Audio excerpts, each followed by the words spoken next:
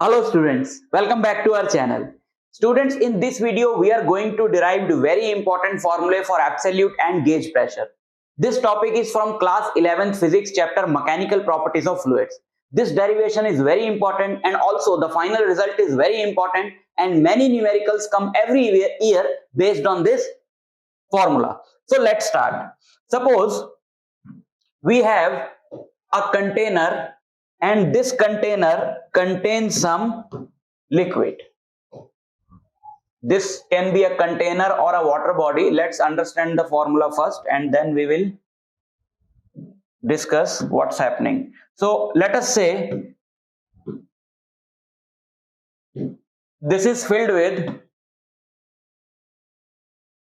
some liquid, right? Let us say this is filled with some liquid, suppose water. This can be filled with any liquid.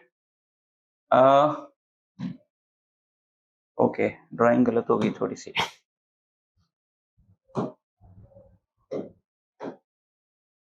Let us say this is filled with some liquid, water or any other liquid.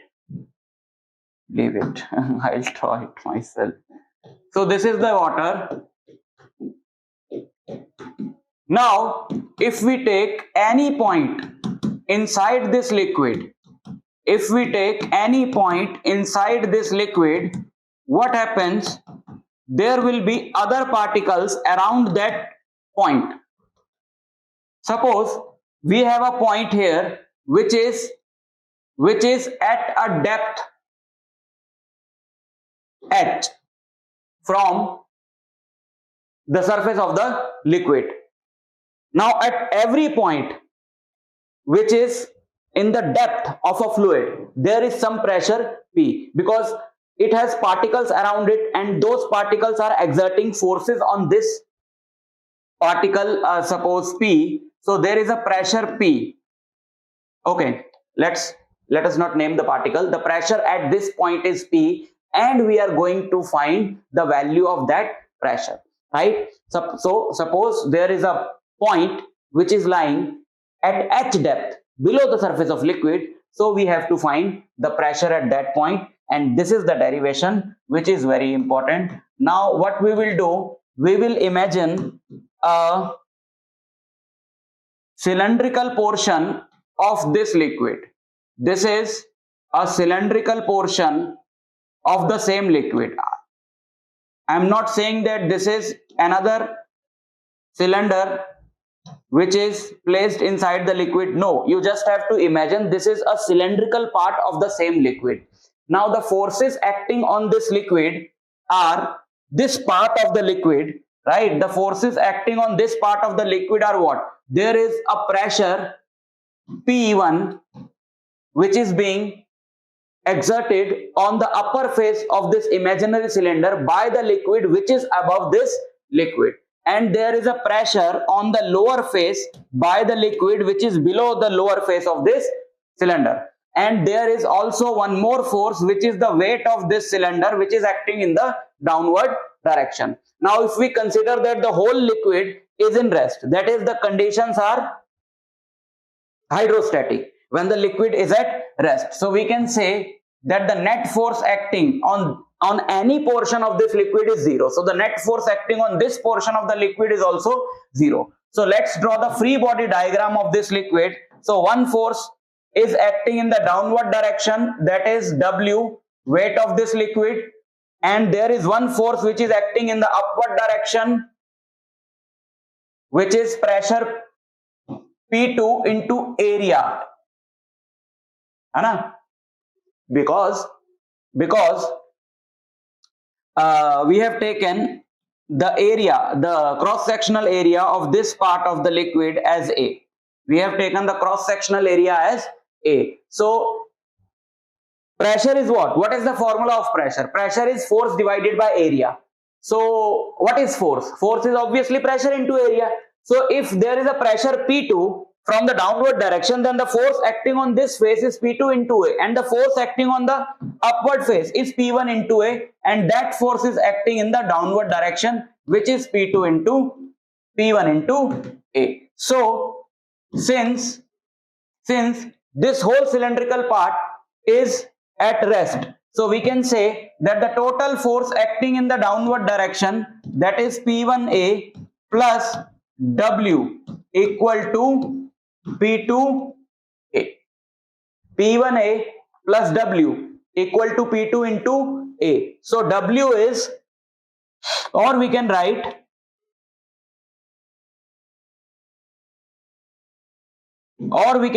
P2A minus P1A equal to W, and A is taken as common. So here we are left with P2 minus P1 equal to W. Now let us say the density of this liquid is rho. It is not liquid, it can be liquid or it can be any other fluid. So formula that we are deriving is true for all the fluids. So let us say if the density of this fluid is rho, so what will be the weight of this particular part? Weight is equal to mg. Weight of any body is equal to mg. So what is the mass of this cylindrical part of the liquid? So mass is volume into density. Mass is volume. Volume is what? Volume is, let us say the height of this cylindrical part is h. So volume, mass is volume into density. Volume of cylinder is area into height into density. So mass is AH rho. Now let's put the value of mass here. We will get A into P2 minus P1 equal to M, that is A H rho into G. So A से A cancel हो गया. So P2 minus P1. So P2 minus P1 is H rho G. So the difference of pressure between the upper face and lower face of this cylindrical region is H rho G, which says that the pressure P2 is P1 plus H rho G, right?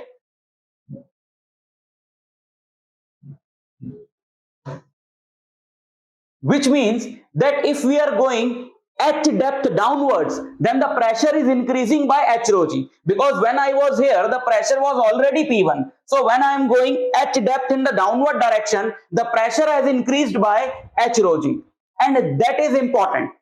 That is what we were looking for. So this is an important formula. Whenever you go in the downward direction at a depth H, you need not go in the vertically downward direction. Even if you are going in a fluid like this, and the vertical distance between these 2 points, right, this one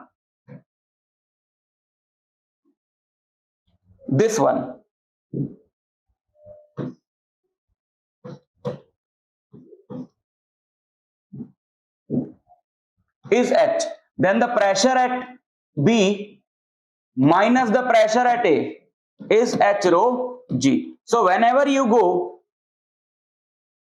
in the downward direction by H, then the pressure increases by H rho G, and this value of the pressure is called gauge pressure, right? Now if let us say this cylindrical region is being shifted towards the surface of this liquid, such that finally the upper surface of the cylindrical region coincides with the upper surface of the fluid, then we can say then P1 is 0. In that situation it can be said that P1 is 0 because there is no liquid above now to exert pressure P1, and let us say the pressure P2 at depth H is P. So we can write P is H rho G. P is H rho G. So this is the pressure at a depth H from the surface of a fluid, and this pressure is called gauge pressure. This pressure is called, इसको बोला जाता है gauge pressure.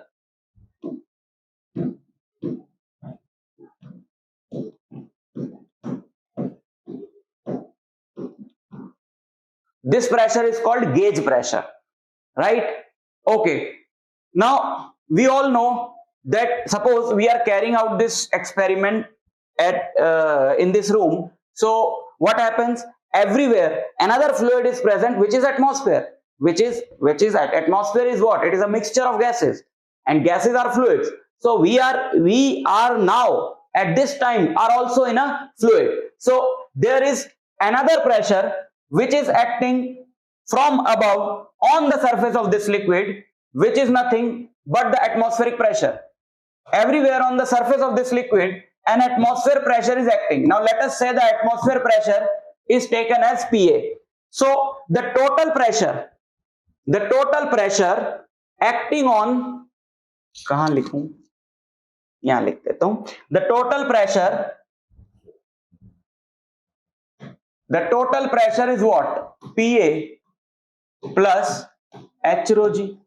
Total pressure at a depth is what? At depth H is what? PA plus H rho G, and this total pressure is called absolute pressure. This total pressure is called absolute pressure.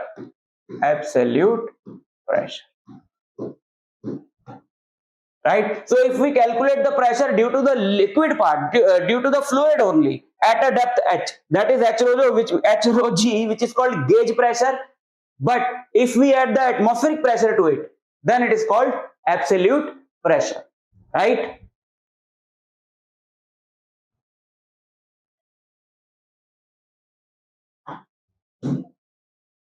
Suppose we have this question that find absolute pressure and gauge pressure at the depth of 100 meter in Indian Ocean.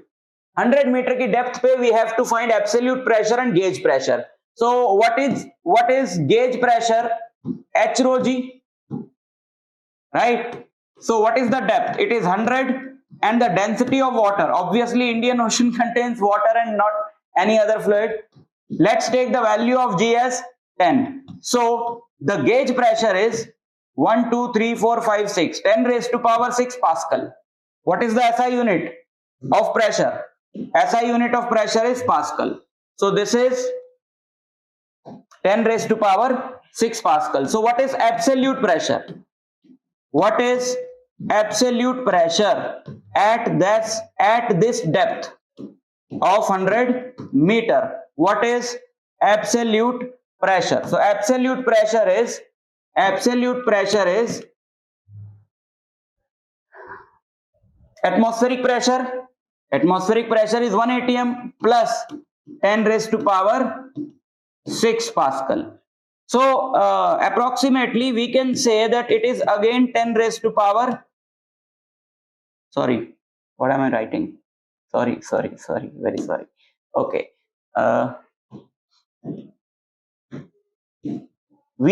Because we are doing calculations in Pascal, so we have to take the atmospheric pressure also in Pascals, which is 101,325 Pascal. I've took this value 1 before because I was taking that value in ATM, but we are dealing in Pascal. So the atmospheric pressure is 101,325 plus 10 raised to power 6. Sometimes what we do to make the calculation easy, we take this value 10 raised to power 5 because it is near to 1 lakh. So the answer is, if we take 10 raised to power 5 common, this is 1 and this is 10. So it is 11 into 10 raised to power 5 Pascal. So gauge pressure is 10 raised to power 6 Pascal, and absolute pressure is 11 into 10 raised to power 5 Pascal. Right? So you have to remember this value of atmospheric pressure in Pascals. In ATM, atmospheric pressure PA is simply 1 atm, right? But if you convert this value into Pascals, you will get 101,325 Pascal. This is PA Pascal, but this is P subscript A, which represents atmospheric pressure. So this was absolute pressure and gauge pressure. I'll meet you in the next lecture. Till then, all the